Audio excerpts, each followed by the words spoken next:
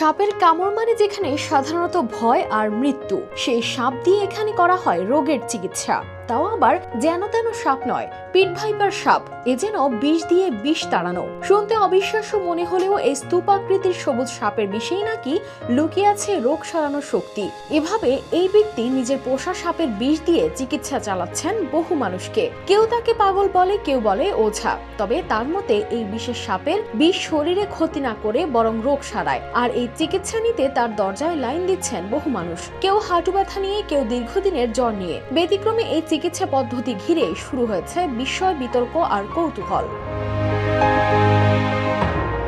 ফিলিপাইনের সুরিকাও দিল নর্তের এক পাহাড়ি অঞ্চলে থাকেন রোসালিও কুলিত, যাকে সবাই চেনে দাতু কামান্ডাগ নামে। জঙ্গলের ছায়ায় বাঁশে ঘেরা ঘরের আঙ্গিনায় প্রতিদিন দেখা যায় এক অদ্ভুত দৃশ্য।